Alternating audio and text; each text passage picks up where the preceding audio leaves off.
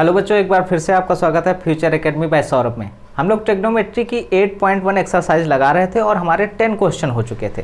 तो आज हम लगाएंगे 11th क्वेश्चन और 11th क्वेश्चन में हमें बस केवल ट्रू और फॉल्स देखने हैं कि कौन सा स्टेटमेंट ट्रू है, कौन सा फॉल्स है। साथ साथ में रीजन भी देखेंगे कि आखिर वो क्यों ट्रू है या कोई ऐसा स्टेटमेंट जो फॉल्स है। तो साफ साफ हम देखेंगे। सबसे पहला हम यहाँ पे स्टेटमेंट देखते हैं और उसको देखते हैं, चेक करते हैं कि वो ट्रू है या फॉल्स है। तो इन्होंने बोला है the value of tan a is always less than 1। तो इन्होंने बोल दिया है कि tan a की वैल्यू जो है, क्वेश्चन में इनका कहने का मतलब है कि जो tan a की वैल्यू है वो लेस देन 1 होगी ऑलवेज। तो ये क्या पॉसिबल है? अब इसको चेक करने के लिए क्या करेंगे, एक हम राइट एंगल ट्रायंगल ले लेते हैं और ए एंगल पर हम जाते हैं। तो मैं एक ट्रिपलेट ले लेता हूँ। ट्रिपलेट मैं लेता हूँ 5, 12 और 13 सेंटीमीटर। ठीक है, तो आप देख रहे होंगे कि जो लॉन्गेस्ट साइड होता है हमारा हाइपोटेन्यूज ही होता है और बेस 5 मैंने ले लिया और परपेंडिकुलर 12 ले लिया है। तो अब इसमें अगर मैं चेक करता हूँ इतना, ये फैक्ट चेक करने के लिए मैं यहाँ पर अगर लगाता हूँ कि tan a होता क्या है, tan a, तो tan होता है परपेंडिकुलर अपॉन बेस। तो परपेंडिकुलर यहाँ पर है हमारा BC और बेस है हमारा AB। अब BC की वैल्यू अगर आप रखते हैं तो 12 सेंटीमीटर हो जाएगी और AB की वैल्यू 5 हो जाएगी। तो अब यहाँ पर आप देख रहे हैं कि जो 12/5 है, 12/5 है, ये ग्रेटर है 1 से। अब 12/5 ग्रेटर है तो यहाँ पे tan a भी जो है, tan a भी क्या हो जाएगा, ग्रेटर हो जाएगा 1 से, क्योंकि यहाँ पे tan a की ही वैल्यू तो 12/5 आई है। अब ऐसी सिचुएशन में tan a हमारा ग्रेटर हो गया, लेकिन ये तो कह रहे हैं कि tan a लेस होगा, वो भी ऑलवेज। तो ऑलवेज नहीं हो सकता। अगर हम थोड़ी देर के लिए ये 5 यहाँ पर परपेंडिकुलर बना दें और 12 को यहाँ पर ले आएँ, तो ऐसे में भी इसका एरिया चेंज नहीं होगा, वही रहेगा। तो यहाँ पे जब 5 हो जाएगा और इधर 12 हो जाएगा, तो यहाँ पर ये पॉसिबिलिटी हो सकती है tan a लेस देन 1 हो सकता है, लेकिन ये ऑलवेज कंडीशन नहीं हो सकती कि जो tan a हो हमेशा के लिए जो है लेस देन 1 हो जाए। तो ये बिल्कुल पॉसिबल नहीं है, इसीलिए हमारा ये पहला वाला स्टेटमेंट फॉल्स हो जाएगा। ये हमारा फॉल्स हो चुका है। अब दूसरे वाले को चेक करते हैं। दूसरे वाले में आखिर क्या बोल रखा है। तो दूसरा वाला क्वेश्चन हमारे पास है कि sec a equal to 12/5 for some value of angle a। तो देखते हैं सेकंड में क्या बोला है, sec a इक्वल टू 12/5। अब आप जानते हैं कि sec a होता क्या है। sec a की वैल्यू होती है hypotenuse upon base, hypotenuse upon base. अब अगर मैं यहीं पे लेट कर लूँ कि लेट हाइपोटेन्यूज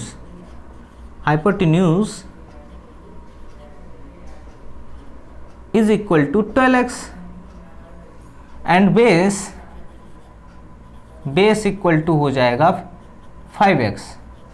तो इसको अगर मैं इसी ट्रायंगल में पुट कर लूँ थोड़ी देर के लिए चेंज करके, यहाँ पर हमारा हाइपोटेन्यूज है 12x और बेस है हमारा 5x।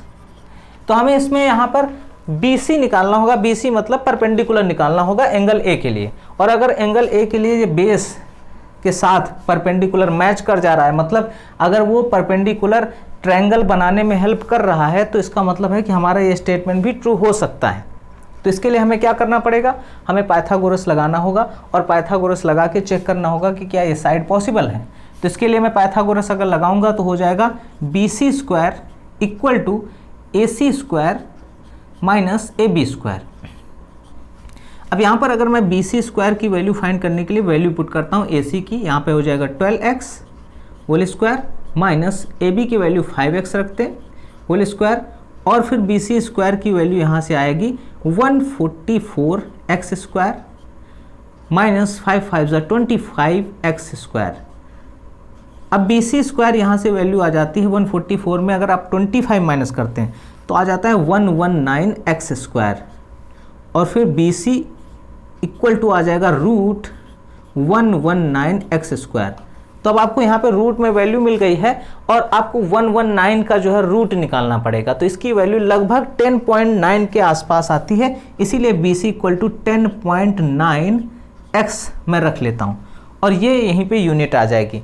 अब आप सोचिए कि यहाँ पर ये 10.9 वैल्यू अगर आ रही है तो क्या ये पॉसिबल हो सकता है। तो इस पॉसिबिलिटी को चेक करने के लिए मैं आपको एक टेक्निक बता रहा हूँ कि आपको क्या करना है कि जो दो साइड आपकी दी हैं AC और AB, तो AC और AB का जो डिफरेंस होगा और AC और AB का जो सम होगा, उनके बीच में ये BC की वैल्यू अगर लाई कर रही है तो ये ट्रायंगल पॉसिबल है। इसका मतलब ये है कि अगर हमारे पास वो AC minus AB lies between BC AC plus AB। अब यहाँ पे AC और AB का डिफरेंस और AC और AB का एडिशन आप करते हो तो उनके बीच में BC की वैल्यू क्या लाई करेगी, तो चेक कर लेते हैं। यहाँ पर AC की वैल्यू है 12x और माइनस AB की वैल्यू है 5x और लिखते हैं BC और AC की वैल्यू 12x प्लस 5x। यहाँ पर आप माइनस करोगे तो ये आ जाएगा 7x less than BC less than और ये 17x आ जाएगा। तो इस तरह से यहाँ पर आ गया और हमने यहाँ पर देखा कि हमारा BC जो है BC है 10.9x अभी हमने निकाला। तो आप देख सकते हैं कि यहाँ पर 7x और 17x के बीच में ही 10.9x आता है। तो यहाँ पर ये बिल्कुल पॉसिबल है कि ये ट्रायंगल बन सकता है और ट्रायंगल बनने के साथ में सेक A भी 12/5 पॉसिबल है। अब आप अगर चेक करना चाहो कि ये ट्रायंगल बनेगा कि नहीं बनेगा, आपको क्या करना है कि दो साइड को ऐड करोगे और वो तीसरे साइड से ग्रेटर आना चाहिए। तो अगर आप 12 और 5 ऐड करते हो तो बनता है 12, 5 मिलता है 17x बनता है और 17x is always greater than 10.9 sorry, okay. और फिर उसके बाद अगर आप 5x और यहाँ पे 10.9 ऐड करते हो तो 15.9x आता है जो कि 12x से भी ग्रेटर है। इसी तरह से आप इन दोनों को ऐड करते हो 12 और 10.9 को ऐड करते हो तो यहाँ पर 22.9x आता है जो कि 5x से ग्रेटर है। तो जब आपकी ऐसे वैल्यू ग्रेटर आ जाती है, किन्हीं भी दो साइड का सम तीसरे से ग्रेटर आता है, तो इसका मतलब उस ट्रायंगल की साइड पॉसिबल है और यहाँ पर हमारा ये सेकेंड वाला क्वेश्चन ट्रू हो जाएगा। ठीक है, तो समझ में आ रहा है बच्चों? और जिनको समझ में आ रहा है वो ज़रूर कमेंट बॉक्स पे बताएंगे, क्योंकि ये क्वेश्चन थोड़ा सा टिपिकल हो जाते हैं क्योंकि हमें रीजन देना होता है और रीजन अगर हम देंगे तभी हमारे क्वेश्चन हमें समझ में आएगा और अच्छी तरह से ब्रेन में हम इसको फीड भी कर पाएंगे। नेक्स्ट क्वेश्चन है यहाँ पर थर्ड में हम देखते हैं कि थर्ड में क्या बोला है कि cos is the abbreviation used for the cosecant of angle A. तो इन्होंने बोला है कि कॉस ए का जो एब्रिविएशन है, यहाँ पर जो कॉस ए का एब्रिविएशन है इन्होंने बोला है कि ये किसका है, कॉसकैंट है ऑफ एंगल ए का। बिल्कुल नहीं भाई साहब, ये कॉस ए का बिल्कुल नहीं होता। कॉस ए का होता है cosine of angle A, cosine of angle ए होता है। और कॉसकैंट क्या होता है? कॉसकैंट होता है ऑफ एंगल ए,